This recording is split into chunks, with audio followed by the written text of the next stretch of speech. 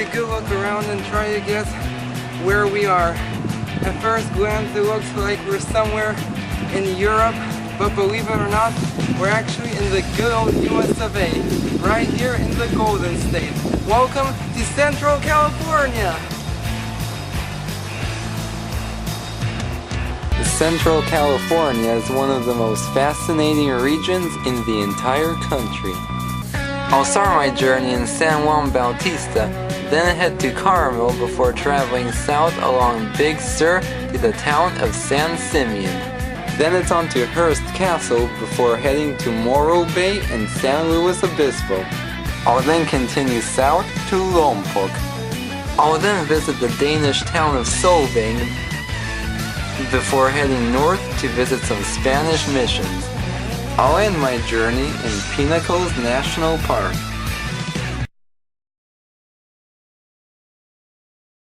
Central California is one of the most diverse regions in the entire country, historically, culturally, and naturally.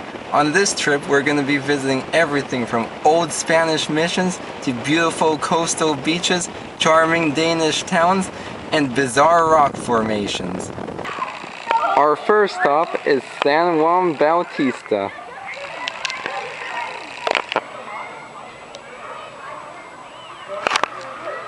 Behind me is Mission San Juan Bautista, which is the Spanish name of John the Baptist. It was founded in 1797 by the Franciscan order and is actually the largest mission in California. Not largest in terms of the grounds, but the actual church itself is the largest, with 3 aisles. Now, this mission was actually hit by the 1906 earthquake because the San Andreas Fault actually runs right below there, and the entire side walls collapsed and they were actually rebuilt in 1976.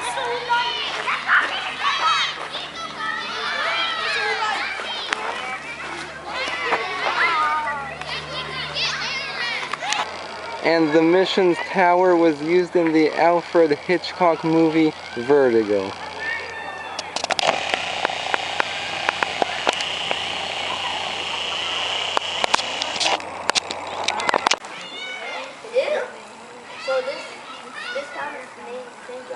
In English. Yep. It's named after it's named after a saint. Yes. In the Catholic Church. Good job. Now. In 1847, the mission served as a temporary home for the Breen family, who were surviving members of the Donner Party.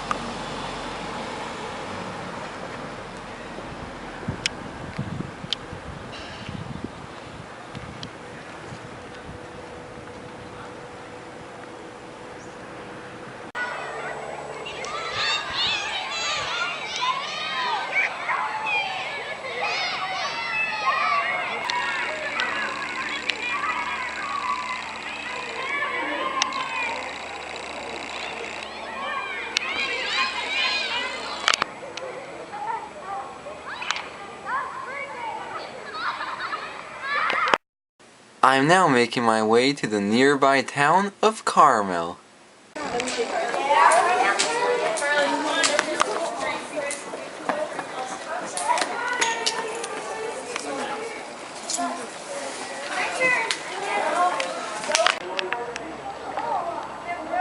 Where this mission, San Carlos Borromeo de Carmelo. It's named after Carlos Borromeo, who was Archbishop of Milan at the time it was established. And it's actually the second oldest mission in California. It was originally established in 1770 in nearby Monterey, but then Father Junipero Serra petitioned to have it relocated, and in 1771 his petition was approved and the mission was relocated to its present location here in Carmel.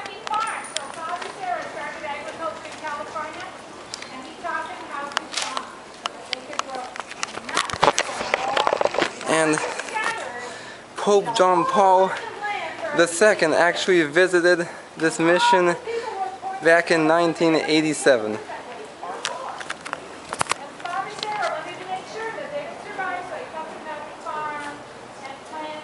On November 20th, 1818, the mission was raided by French privateer Hippolyte Bouchard.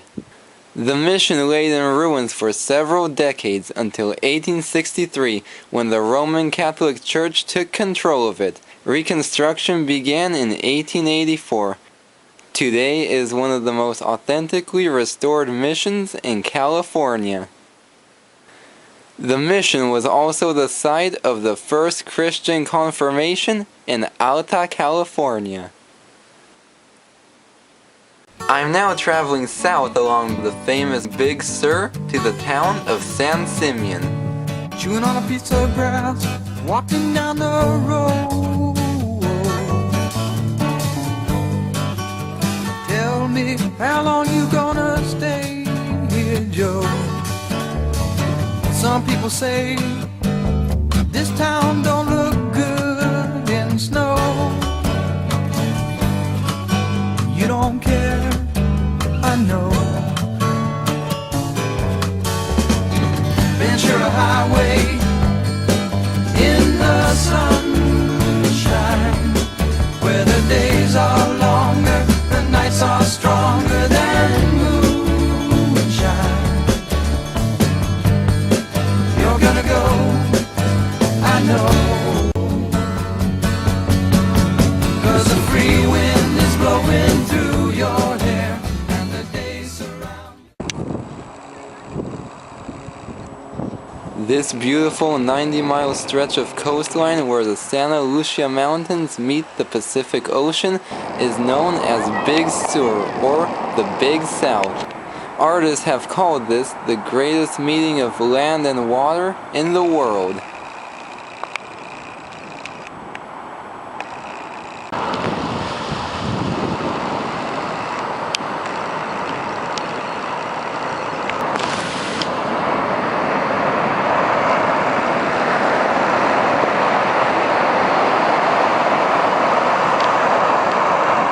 I'm on Pfeiffer Beach, nicknamed Purple Sand Beach, and if you come closer, I'll show you why. Okay, see this? I don't know if the camera will be able to pick it up, but you actually can see little specks of purple sand right here. That's actually from magnesium deposits that come from these nearby cliffs. See? Yeah, I can see it's sort of purplish.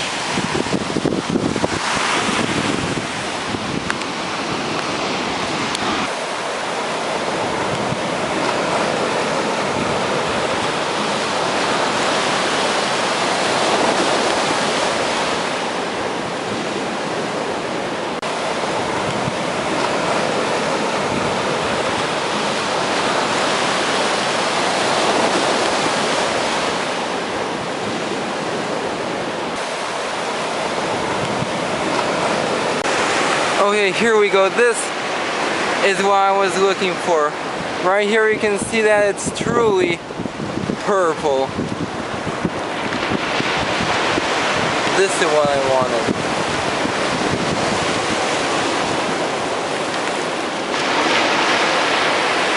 Okay, right there is Keyhole Rock. It's actually a sea arch formation, and it's called Keyhole Rock because it sort of looks like a keyhole, a giant keyhole.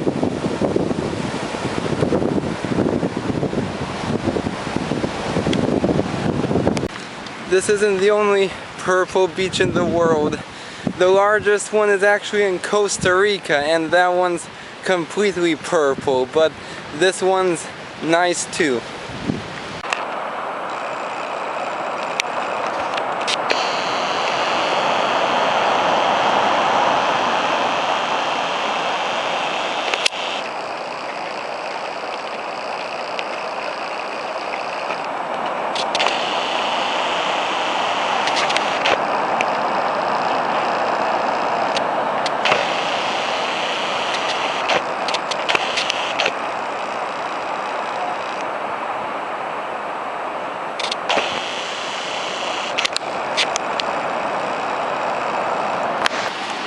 This is the most famous landmark in Big Sur. It's at McWay Falls, and it's 80 foot high. It flows year round, and it's actually a tide fall, and what that means is a waterfall that falls directly into the ocean, and there are only 2 waterfalls like that in the entire continent of North America, and both of them are in California.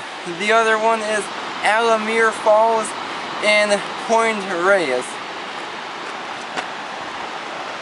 Beautiful. McWay Falls.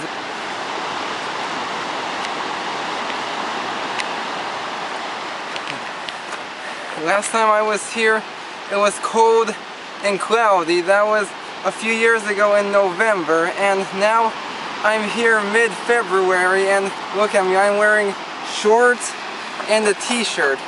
That's how warm it is. That's California weather for you. The winters on the coast are actually nicer weather than any other time of the year.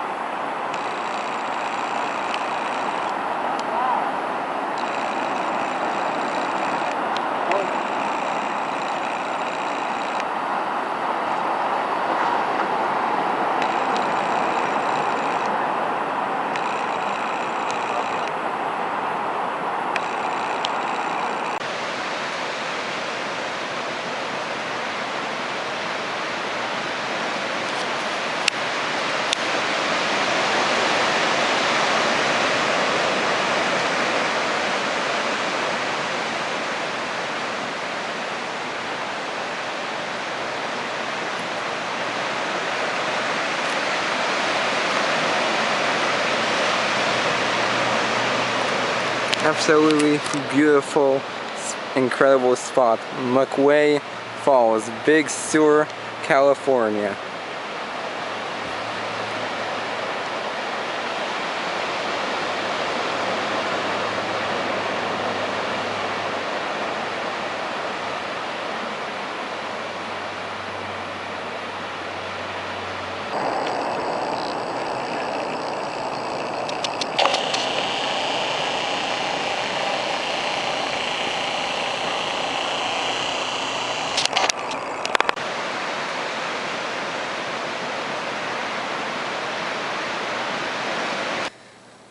We finally arrived in San Simeon. We got here a little later than we hoped, but it was worth it. What a day. And we've just checked into a Motel 6 for the night because it was the cheapest hotel in the area. Only cost $55 for one night. So we're just gonna spend the night here. I'm gonna get settled in, go to bed, get a good night's sleep, and I'll see you tomorrow morning.